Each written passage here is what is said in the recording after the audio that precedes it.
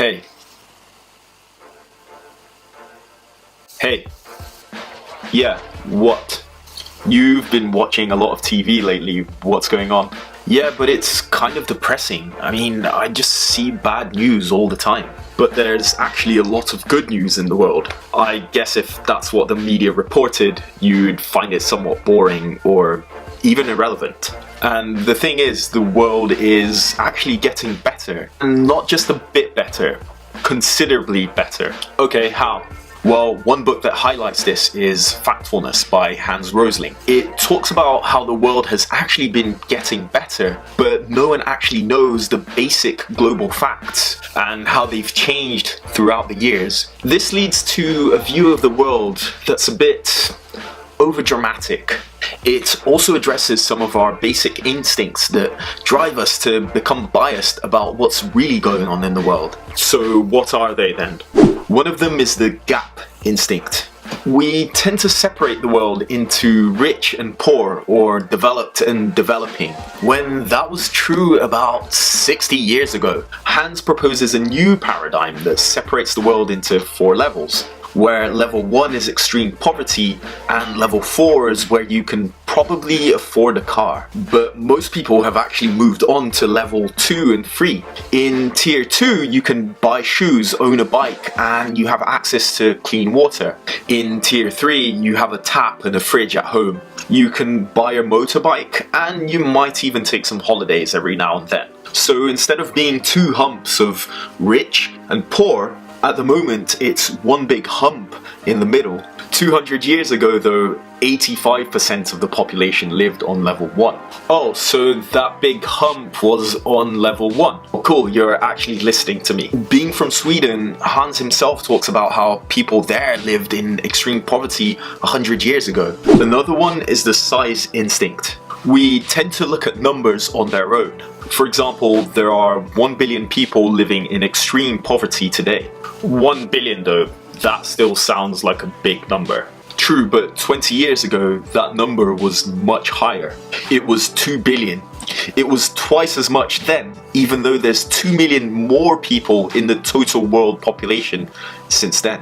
But, for example, a headline can say 1 billion people are living in extreme poverty, but omit information about how that number has actually decreased in the past years. So it's better to understand what a number actually means by comparing it to other numbers over a period of time. True.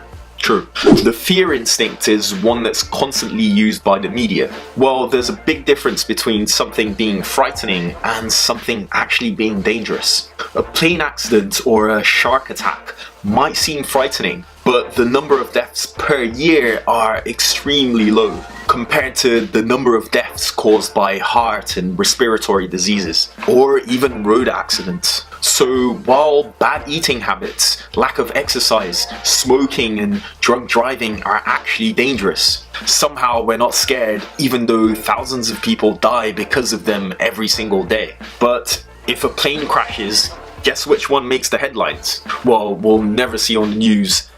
This week, all flights landed without any issues and there were no shark attacks. I mean, if anything, it's the sharks that should be scared of us. That's right, which is why we'll always be hammered by frightening or controversial news, as opposed to news with reports on what's actually dangerous or just plain good news. Ah, I see what you did there. Hammered, hammerhead shark. No. But yeah, there's definitely a lack of balance when it comes to good news and bad news. There are other instincts, such as the blame instinct, where we try to find a single scapegoat to explain the cause of an issue, when in reality it's much more complex than that. And collectively, we end up making utterly bad decisions. Brexit. Or the generalization instinct, where large categories can be completely misleading, where the majority could mean anything from 51% to 99%. They're completely different numbers under the same category. Or the straight line instinct, where just because a number is growing or declining, it doesn't mean it will go on like that forever. For example, life expectancy is going up and the population is also growing, but it will definitely reach a ceiling at some point. So no chance of there being a zombie apocalypse anytime soon. That's kind of boring. Well, the last instinct Hans talks about is the urgency instinct, where yes, we should be aware of things like environmental issues, but we should learn the actual facts before taking drastic action or rushing to a one-size-fits-all solution. Of course there are problems in the world, but things have become considerably better over the years. Factfulness is not about having an overly positive view of the world. We should at least acknowledge that we've progressed a lot if we look at the data. Really? Look, the world is just not as bad as we'd like to depict it to be, okay? And we should obviously, no doubt, keep working to reduce all the bad numbers to zero. Anyway, here are some cool facts. The average life expectancy around the world is now 72 years. 50 years ago, it was 55. The number of casualties from natural disasters has decreased to less than half over the past 100 years. 80% of the planet has access to electricity. 80% of one-year-olds have been vaccinated. Sorry, anti-vaxxers. 86% of adults are literate. So who was this Hans guy anyway? Hans Rosling was a doctor who dedicated a big portion of his life understanding global health and also traveled the world sharing all of his findings. I mean, the way he just talks about everything is just plain fun and interesting. If humanity was an app, Factfulness is like a global facts software update in book form.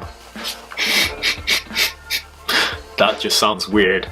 And when Hans started asking people about basic global facts, he found that most answers would have been true 50 years ago.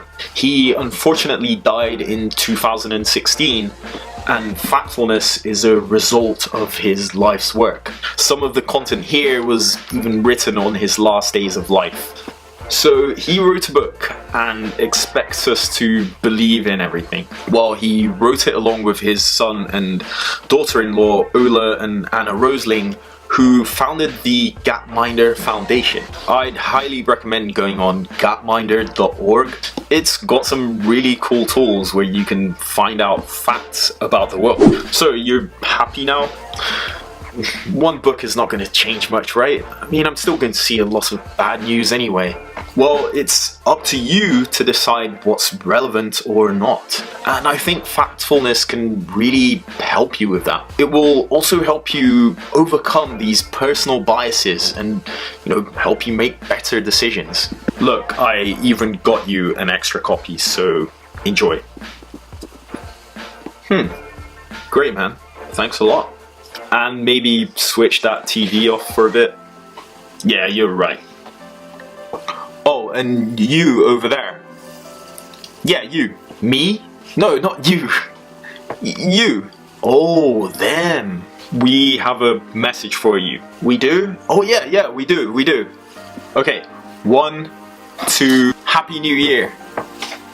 Oh, come on, man. You have to wait until 3. 1, 2, 3. Happy New Year. See you soon. Yeah, bye. I hope you enjoyed this video. If you did, let me know your thoughts and hit that like button. And also subscribe if you haven't already. Yeah, definitely subscribe.